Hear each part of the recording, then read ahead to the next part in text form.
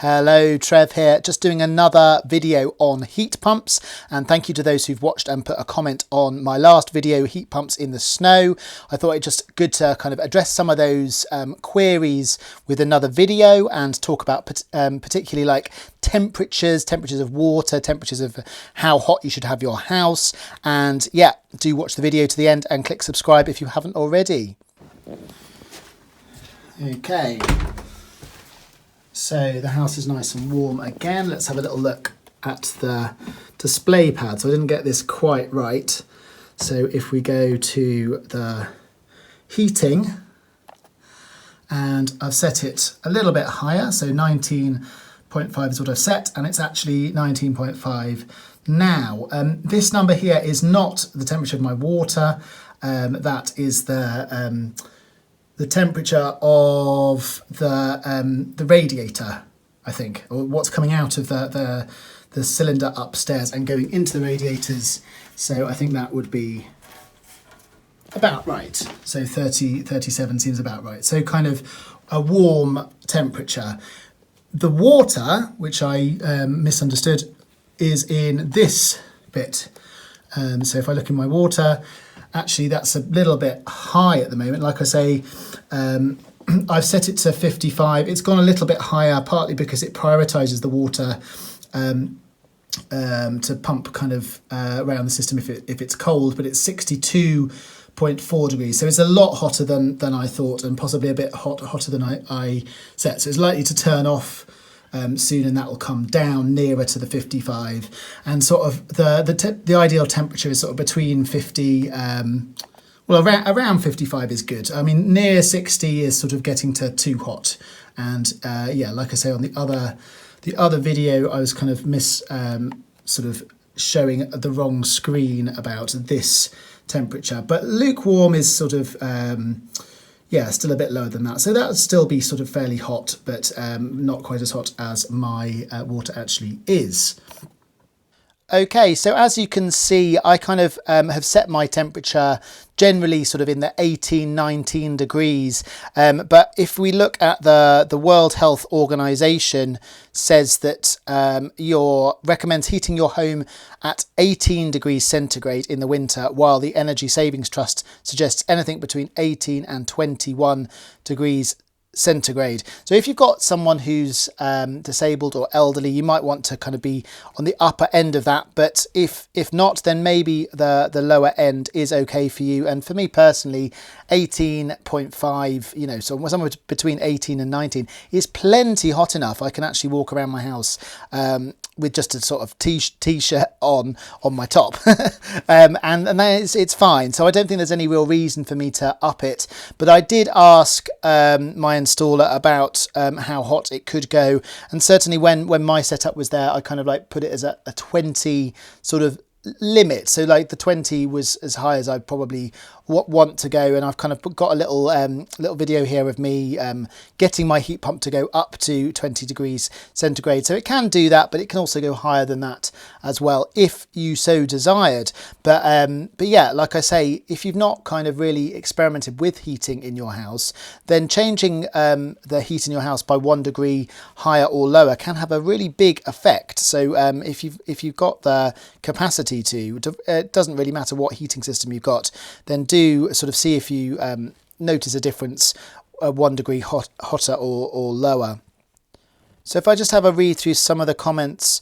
Quadcopter, I'm always amazed at the amount of negativity against heat pumps. Just mounted my second one here in Norway, and from a lot of UK experts, it should be impossible to get any heat inside. My older does a great job down to minus 25 degrees centigrade.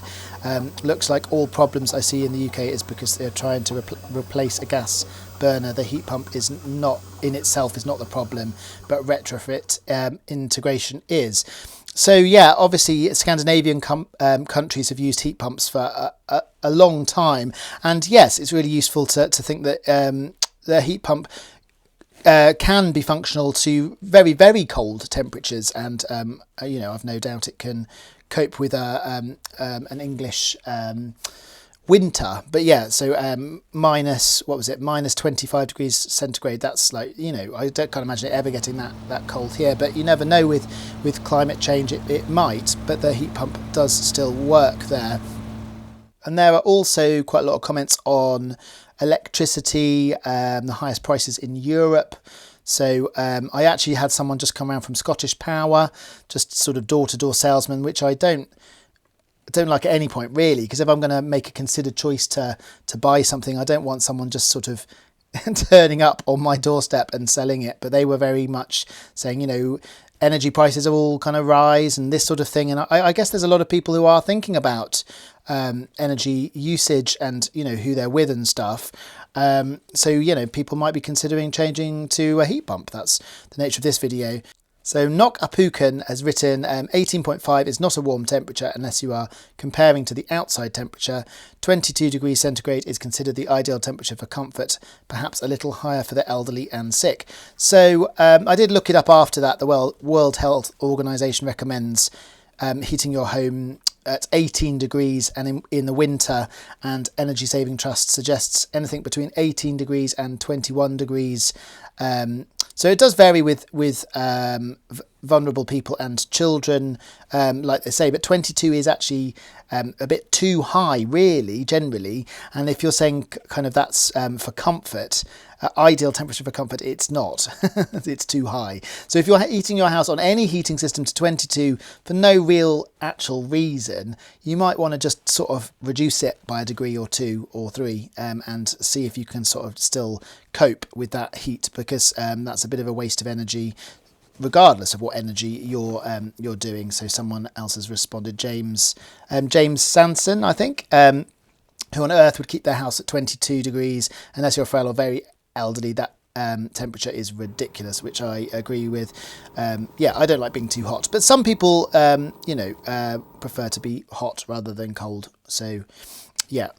If the unit is not getting to temperature in these colder temperatures, check the heat curve and adjust the curve from 0.7 to 0.5. So there are some technical comments which some of you know more than me about the technical size of a heat pump. So I totally agree with that, but I don't know much about the heat curves. So another point is about sort of houses not being fit for a heat pump, and I think the main point I would make is it's good to have like a survey. So I was very lucky because the Clean Heat Streets did a project where I live in Rose Hill, and with the Rose Hill and Iffley Low Carbon Group and the Oxford University and the council all kind of collaborated to make kind of quite a lot of support for people to get heat pumps, which included a survey which was free for us, but a survey normally would cost a couple of £100 or something. And I think if you are worried about whether your house is suitable for a heat pump, that might be the way to go and see, because the survey will come back with, oh, you need to upgrade the radiators, or you need to put wall insulation in. It might be in the last survey you did. If you moved into a house, sometimes they have that sort of information anyway, but you could get one specifically for the criteria of getting a heat pump. So I would say that's a kind of really good way to go forward, rather than just going straight for the install and then relying on the person installing to perhaps inform you as you go, perhaps on upgrades and changes you need to make, which all can be very costly potentially. So yeah, people have perhaps had heat pumps installed in houses that aren't properly insulated. I do know that older houses particularly, you might have things you can't get around, they're listed property type things, and you might not be able to do the insulation you desire. But look into insulation, look into loft insulation and wall insulation, and double glazing or triple glazing if you want to go to that extent. And where's your weakest point? We had thermal imaging cameras, so in the winter it's a really good if you know someone with a thermal imaging camera, like a local charity or low carbon group, they can come and sort of take a thermal image of your house when it's cold and see where the heat might be leaking. So it might be you need a new door, for example, because all the heat's going out of that. And if you don't know that, or you've not investigated it, and then you get a heat pump and then all of your heat goes out of the door, then it's not going to run efficiently. but it's also not going to run efficiently with another heating system. So if it was a gas boiler, the heat would still be going out of the same places, out of the door or whatever your weakest insulation area is. It's just perhaps the gas can heat the room like a blast, like really quickly, and that's not really how a heat pump does it. So it won't give the same effect of you come back from work or wherever and it's cold and you want the house to be hot, turn the heating on and it's hot. That's more like how a gas boiler would work. So yeah, it is different. It takes some getting used to, and that's the main sort of thing that I guess people need to sort of understand about a heat pump, in terms of that gradual increase of temperature is only really going to work if it's sustaining that heat. If it's all getting lost, then you can't just suddenly get back to that. Not that a gas boiler shouldn't be doing that, because it's a really it's a really inefficient way for a gas boiler to run as well. It's just a gas boiler can cope with that sort of blast, that fire of heat, and it uses a lot of energy doing that. Whatever heating system you're going to use. Okay, let me just check a bit more of some of the questions that I've asked. And yeah, we've got a few people with heat pumps around this area who are all talking about the weather and whether their heat pump's working efficiently, and it's all seems to be going well. So it's not just me that's got a heat pump. I know quite a few people with heat pumps, and they're all working absolutely fine in this weather. So I'm sorry if some people have had bad negative experiences. There's one comment, I can't actually find the comment at the moment, which is a little bit annoying, with like rogue traders. So someone got one installed. Like I say, there are quite a lot of comments, which is great, so keep the comments coming, and if I miss something I'll try and cover it another time. But yeah, if it's a badly installed, I mean, you could get a rogue trader installing a gas boiler as well, or someone doing building work who, I don't know, charges you too much, or such and such. So having good people giving the correct information and charging you fairly, that's all really important.